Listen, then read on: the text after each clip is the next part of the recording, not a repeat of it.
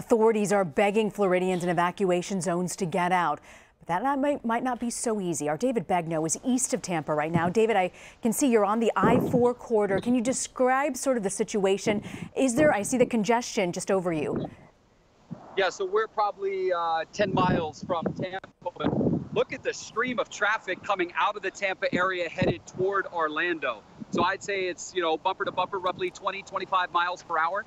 People pulling everything from boats to campers, and the vehicles look packed with families who have back seats that you really can't see inside of because it looks like a lot of their belongings are going with them. It's a beautiful day here in Florida. We're used to seeing the weather being this nice. It is sunny and miserably muggy, as it often is. But other than that, it's just a steady stream of cars. We've seen emergency vehicles coming through. This appears to be members of the National Guard using the shoulder of the road to get through. We know that the governor of Florida has activated members of the Florida National Guard. The governor of Florida is telling people, listen, if you're watching the weather right now and you're noticing that the track is changing, it's shifting to the west, he is urging people, practically begging people, not to head home. In other words, if you live on the eastern part of the state and you think, oh, well, my home's out of the clear, it's not in that cone anymore, let me head home, the governor is saying, please do not do that, because the cone could shift within the next 2 hours, 12 hours, more to the west or more to the east.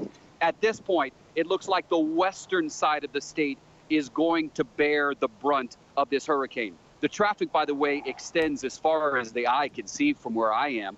And we've been driving, so we're 10 miles outside of Tampa. We first started seeing this traffic 25 miles back. We came from the Miami area, and when we left Miami, there was fuel, and we never got to a station that was without fuel.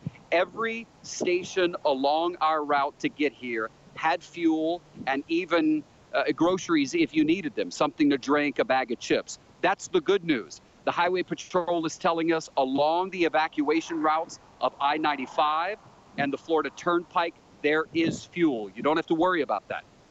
That's the good news, Rena. As we head into the Tampa area, we're hearing reports that just about everything, and I mean businesses, grocery stores, are closing down. So as I pan to this side, that would be the people coming into Tampa, and the cars are much fewer, as you might imagine, on this side. Most people are leaving the area. Hotels are starting to shut down. Many are in the evacuation zone. In fact, as we tried to find hotel rooms for our crews, we had a bit of a hard time. But that's the scene again where we are, the I-4 corridor heading into Tampa. You'll notice on one side, not a lot of traffic. The other side is the people leaving Tampa, and everyone is getting out. Brina? Certainly looks like people are trying to get out of Tampa, heading anywhere else. David Begnaud, thank you for joining us, David.